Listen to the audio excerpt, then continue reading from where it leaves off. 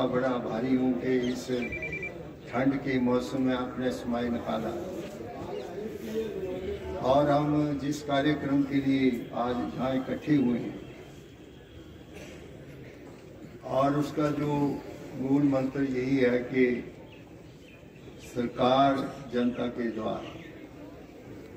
हमारी सरकार की जो गतिविधियां हैं, सरकार के जो कार्यक्रम हैं, उसके लिए लोगों को अवगत करवाना है और जो हमारा एडमिनिस्ट्रेशन है जिसमें हमारे अनेक सभी विभागों के हमारे ऑफिसर साहिबान जो हैं वो जहाँ पर इसलिए उपस्थित होते हैं कि आपको उनकी पहचान होनी चाहिए कि हमारा एडीएम कौन है, हमारा एसडीएम कौन है, हमारा एक्सएम कौन है, हमारा तहसीलदार कौन है, और उनको भी आपके बारे में पूरा ज्ञान होना चाहिए कि ये कांग्रेस का कार्यकर्ता है, ये कोई पंचायत का प्रधान है, और जो जो आपकी समस्याएं हैं उनको सुनने के लिए ये कार्यक्रम शुरू किया।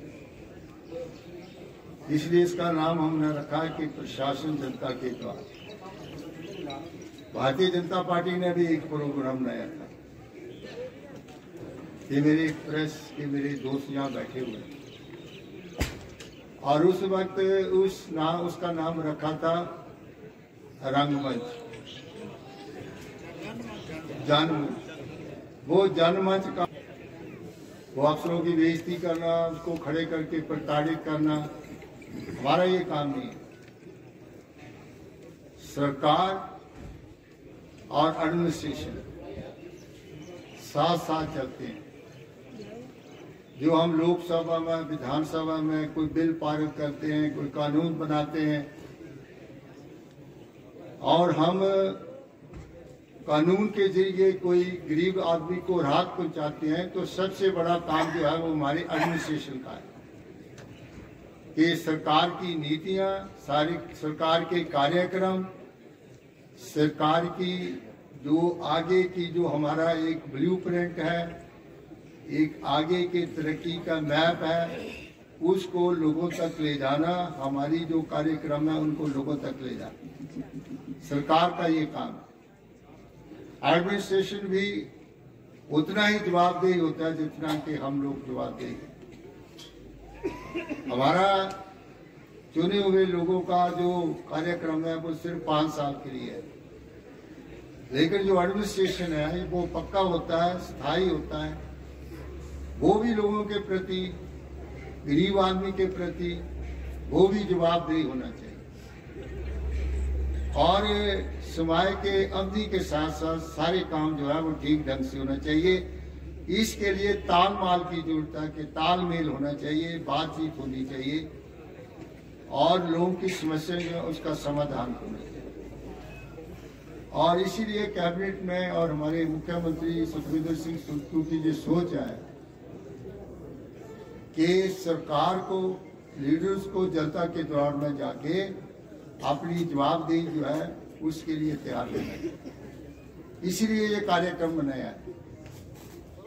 ये किसी को प्रताड़ित करने का कार्यक्रम नहीं है। एक स्वापूर्ण वातावरण में हम चाहते हैं कि बातचीत करें, आपकी समस्याओं को सुने।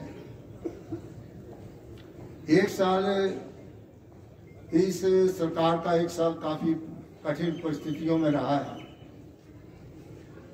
आपको तो पता ही है कि किस प्रकार से आफत आई, बाढ़ आई।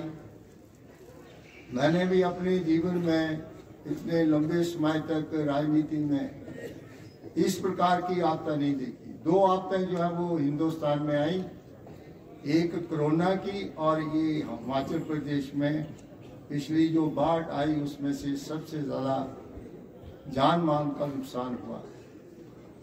हमारे इस इलाके में कम हुआ, लेकिन इस विधानसभा क्षेत्र के जो हमारे दूर दराज के इलाके थे, जैसे मंड बयानी का इलाका था, हमारे कोटले के बहुत से ऐसे गांव थे जो देखते देखते जिस तरह कोई फिल्म की शूटिंग हो रही हो, 4-4, 5-5 मंजिला जमीन जो हमारी इमारतें जो थी वो जमीन डूज हो गई।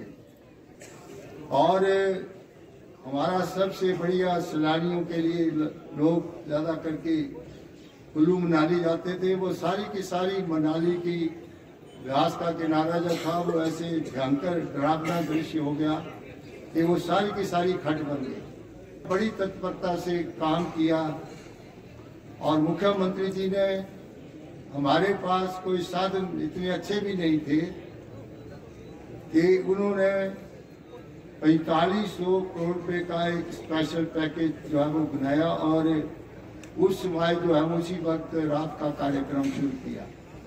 अच्छे महत्वपूर्ण कार्यक्रम भी शुरू किए हैं। मुझे पता है कि हमारे बहुत से गांवों के बच्चे पढ़ाई लिखाई में अच्छे हैं, लेकिन साधन नहीं होने के कारण वो अच्छी शिक्षा आगे प्राप्त नहीं कर सके।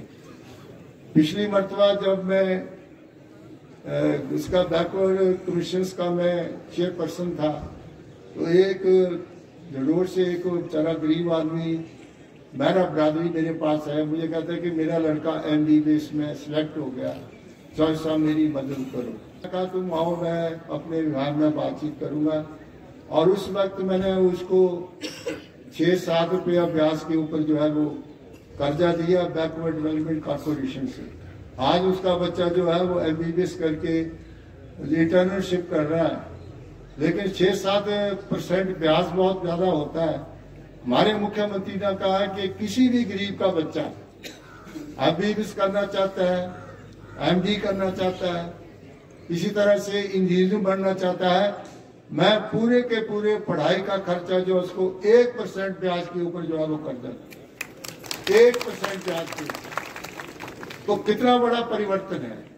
जहां उसको 5-6% और शाहूकार से 12% ब्याज के ऊपर जो है वो पैसा लेना पड़ता है, हम 1% ब्याज के ऊपर जो है वो उसको, चाहे वो इंजीनियर बने, डॉक्टर बने या वो किसी और स्ट्रीम में जाना चाहता है, सरकार उसको 1% ब्याज के ऊपर कर्जा देगी। ये कार्यक्रम हमने शुरू किया।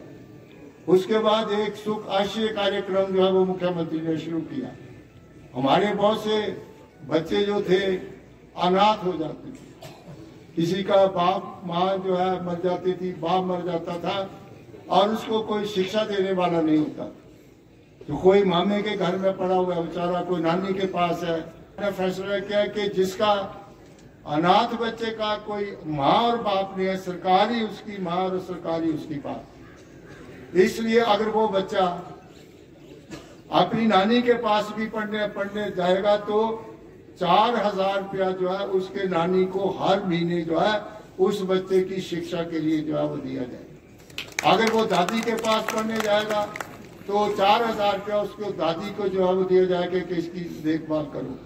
अगर वो बच्चा दादी और नानी के पास नहीं रहना चाहता, अपनी ताई के साथ रहना चाहता, तो उसको देंगे 4000 रुपया। अगर वो फिर भी किसी के पास रहना चाहता तो उसके लिए सबसे बढ़िया ज्वालामुखी में एक मॉडर्न अनाथ जो है वो स्कूल हम खोलने जा रहे हैं, जिसमें हर किस्म की एक्टिविटीज होगी और उनके लिए हमें हॉस्टल भी जो है वो प्रोवाइड करेंगे। ये कार्यक्रम भी हमने शुरू किया है। लेकिन कच्चा घर भी गिर गया, उसको भी मैं 7 लाख रुपया दूंगा ताकि वो अपना पुराना घर बना। और लाखों रुपया हमने जो है वो रात जो है वो लोगों को प्रदान की, ऑन द स्पॉट लोगों को पैसा दिया। और इस तरह से जो हमारी फसलें बर्बाद हो गई उसके लिए 14,000 रुपया प्रति बीघा सरकार ने जो उनको मुआवजा दिया।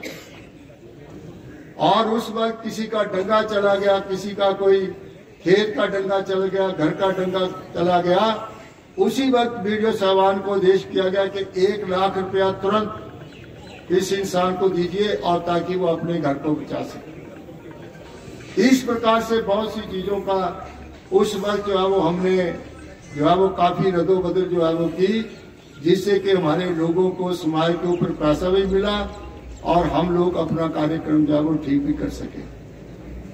लेकिन भारत सरकार से अभी तक भी कोई पैसा जो है वो हिमाचल प्रदेश को मदद के रूप में नहीं आया।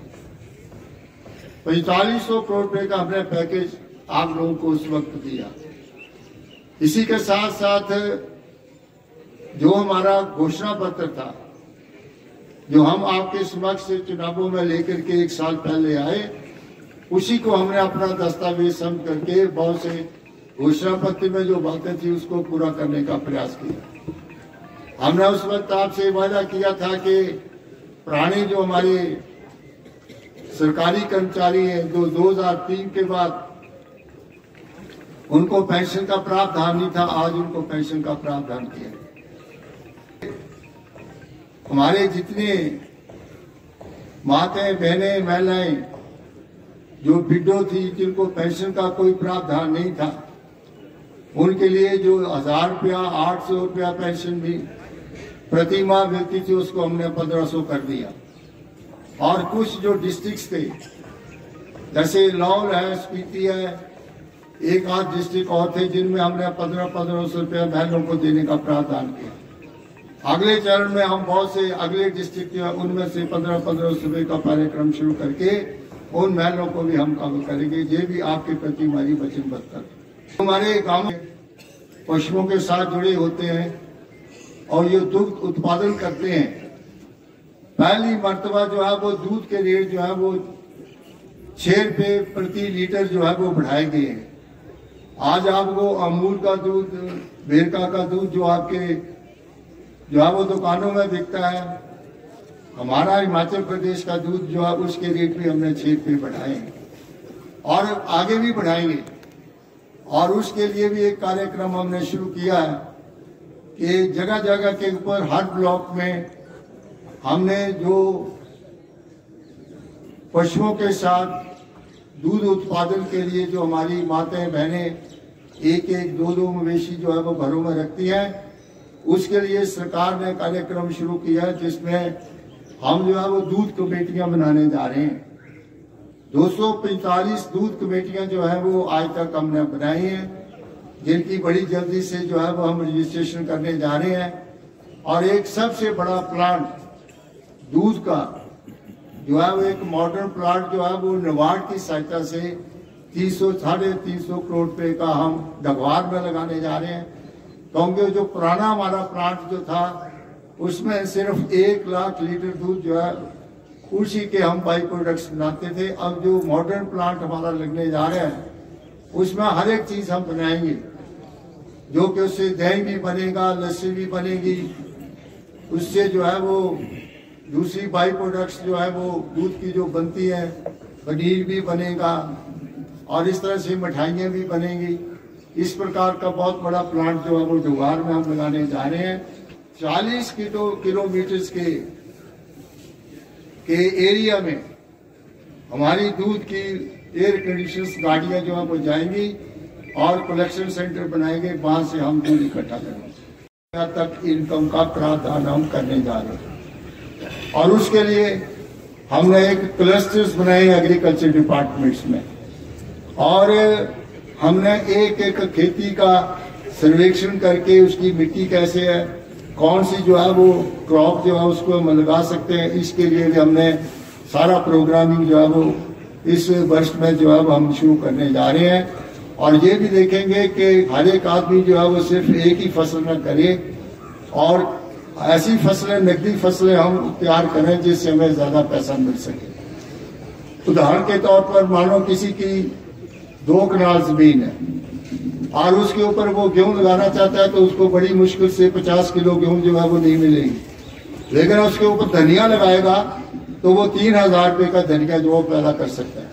इस प्रकार से पूरे का पूरा क्रॉप पैटर्न बदलने जा रहे हैं और जो किसान हम आइडेंटिफाई करेंगे उसको एक कार्ड दिया जाएगा, उसका पोर्टल के ऊपर नाम होगा और उसको हम दूध के साथ भी जोड़ेंगे, खेतीबाड़ी के साथ, जैसे कि हम वेजिटेबल्स वगैरह तैयार करते हैं उसके लिए भी, पोल्ट्री के साथ भी जोड़ेंगे, फिशरी के साथ भी जोड़ेंगे और इस तरह से बहुत सी चीजें एक एक किसान को जो करेगा उसको हम आगे जो है वो उसकी जो प्रोडक्ट होगी उसको बाजार भी जो है वो दे करके यहाँ आप अपनी प्रोडक्ट जो है वो सेल कर सकते। तो कोशिश हमारी ये है कि अगर एक किसान को कम से कम एक महीने का 25-26 हजार रुपया जो है वो इनकम होना जरूरी है। तो इस कार्यक्रम को सरकार जो है वो इस बजट में इस कार्यक्रम को लेकर के हम जा रहे हैं कि किस प्रकार के हम किसानों को और ज़्यादा जो है वो फैसिलिटी दे सकें। और ये जो चीज़ें इसलिए ज़रूरी हैं कि बहुत से हमारे नौजवान जो है वो खेती बाड़ी से हट रहे हैं, इसलिए हम चाहते हैं कि इस खेती बाड़ी के कार्यक्रम के लिए हम लोग आगे हैं। तो ये क्लस्टर्स अप्रोच जो है वो हमने खेती बाड़ी में शुरू की है।